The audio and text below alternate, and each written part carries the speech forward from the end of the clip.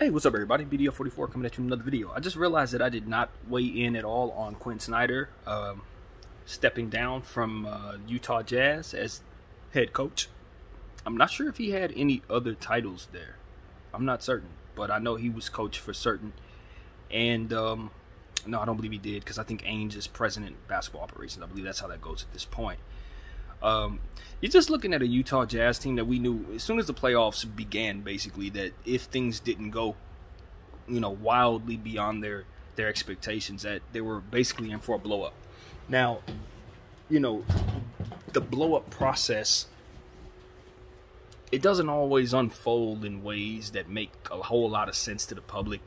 I personally think, and this is just my own speculation, that the NBA kind of does things in more elaborate ways than sometimes necessary. Certain transactions will be worded a certain way or presented a certain way just to keep people talking about the NBA, because it's, that's what the NBA is based upon. Not only the sport itself, but also the excitement and the controversy and etc. So we all understand that. And I think with this, I expected Quinn Snyder to be, no longer part of the organization. I figured he would be moving on, because what we're looking at here with Utah is just a system that's outdated. It had run its course at one of the longest tenured teams in the league at this point, and they just kind of run a bunch of stuff that we would consider fossils in today's NBA. One of the reasons why I think not many of the teams in the NBA have rebuilt themselves over the last couple of years is because of the fact that the game has changed so much in the last couple of years. And when you consider Utah hasn't changed their team, the game's changed maybe 3 times since they've made major changes. To me, I think that's commendable, to be honest with you, because you look at Utah and you understand that they have been able to sustain a playoff team throughout that process. It wasn't like the team was bad and they were holding on to something that didn't work. They were getting the playoffs every year. Rudy Gobert was getting defensive players of the year. Donovan Mitchell's obviously had a fantastic career thus far.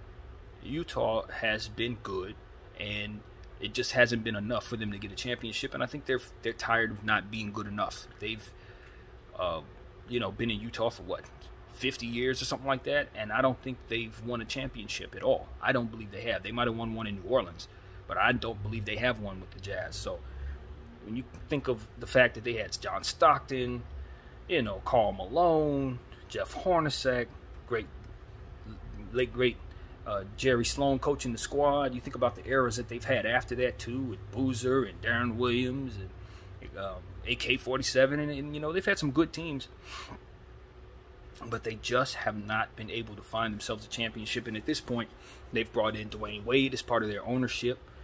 They've brought in Danny Ainge, as I already said, and now I think it's time to just move on. When you've brought in those guys, you don't want to move on into year 3 with them being here and not having any changes represented in their presence. I think it's like, okay, you brought these guys in, now obviously you got to let them do what it is that they do. If you're just going to keep the same roster, the same coach and same everything, then what was the point of making such drastic changes in your front office? So what we're seeing here with Quinn Snyder leaving, with different players looking as if they're going to be moving on, it's just what we expected. This is exactly what we were expecting.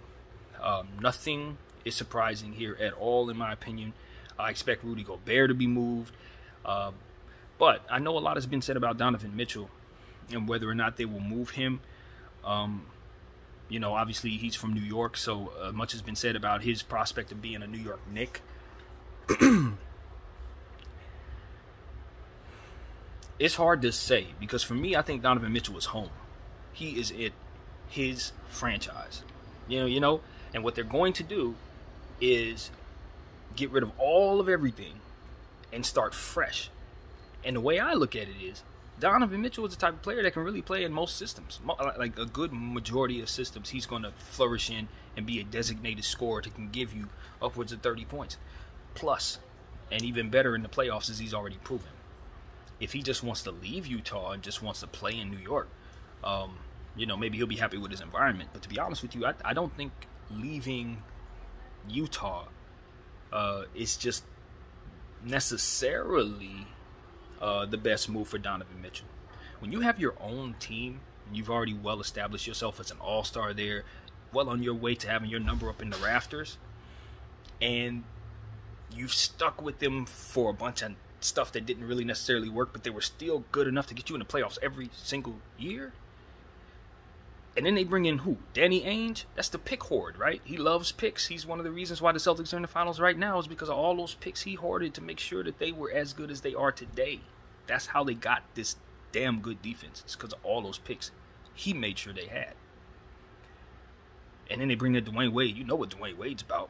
Essentially, he was brought in to relate to Donovan Mitchell and help Donovan Mitchell's vision for what it is he wants to play and have around him be in place. I wouldn't be quick to leave that situation, because what the Utah Jazz are going to do, because they have their picks, it's not like they're the Lakers situation where they've mortgaged everything. All they got to do is find a way to get some value for Rudy Gobert, which is going to be tricky. That's where they're hurting.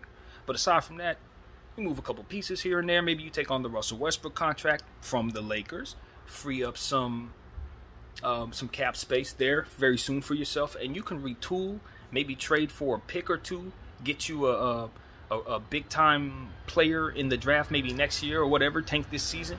And Donovan Mitchell could find himself on a hot, young team that doesn't have any remnants of the horror show that he just was on, where the team was good but just not good enough. They can build something a little more for Donovan Mitchell. And one of the reasons why they weren't able to do that is because they had Rudy Gobert in place before Donovan got there. So it's one of those situations where now, if they're able to move Rudy Gobert, which I think should be priority number one for the Utah Jazz, if they're able to do that, there's no reason why Donovan Mitchell can't find himself on a really good team within 3-4 years. Now, the question is, where does he want to go from here? If he wants to go to a team that's already a ready contender, right, then he's going to have to understand that your salary is going to represent a big portion of that team. So wherever you go, you know, if they already are established, you're basically the role players. You know what I mean? Your contract's too expensive to be a good contract in most situations. You're gonna have to go to a fit that's perfect for you. I haven't thought out where that is, but when you consider what those possibilities could be, a team like New York, I don't know that New York is going to be a better team than Utah 3 years from now. Judging from what I've seen from New York in the past, judging from the type of season they just had, where they completely hit the ground after having a really bounce back season, so to speak.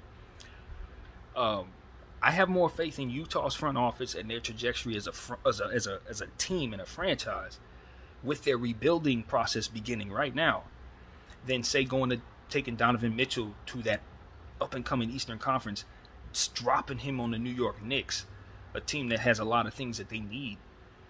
And expecting him to just enjoy his tenure there, win a championship, and basically be in a better spot than he would have been here in the Western Conference with the Utah Jazz.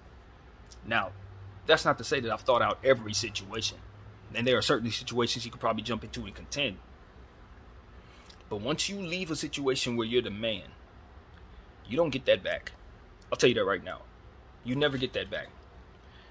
You're the guy in a franchise. That's your team. If Donovan Mitchell goes to, say, Golden State, you're number 3, number 4. You go to Utah, you go to Miami, number 3, number 2 maybe. Go to Boston, number 3, 4. Like, that's, we don't look at Donovan Mitchell that way. But that's exactly what he'll turn into if he leaves Utah. He'll be a guy who will be accompanying other guys, and some of that status that he has will be snatched from him. It just will. It just automatically will, because you're leaving the place where you're the man. So I don't think he should do that. I think he should stay in that blank canvas that is the Utah Jazz. You're an established Hall of Famer there, basically, if you just keep on doing what you've been doing. Just stay as you've been. You're going to make the Hall of Fame just from the fact that you're the man in a place by yourself. And understand that they're going to be able to attract more free agents than they were projected to in the past, because of the presence of the circumstances we're in, which is people can live anywhere. They don't care. As long as they got their phones and their money, they can live anywhere. So we know that Utah doesn't necessarily have to be a team that doesn't get free agents in the new NBA that's headed forward. And so for me, it's like, okay, as long as they keep their picks, they don't make any stupid decisions, they make something out of Rudy Gobert, they're a good enough team as anybody right now. When you consider what they're going to be going forward over the next several years, for which Donovan Mitchell's timeline appears to be to me. Now, in his mind, he probably ready to win right now. But I'm not certain if he goes to certain situations he's going to anyway. He'd probably do better staying on that blank canvas, being that one thing that they can build around. And then if they do build a championship team, do you know how much credit you get? Oh my God, all of it. So that's what I think Donovan Mitchell should do. He's in a very unique situation where I think he's the man. I think the team's going to be better going forward than what they were once they get that rebuild going. The timeline fits the rebuild for him. Just do it. Stick with the team. Stay healthy. Understand you're going to suck next year, of course. But be excited about the prospects of what they can build because you got some good builders in place. Danny Ainge, you want that guy building up whatever it is going to be.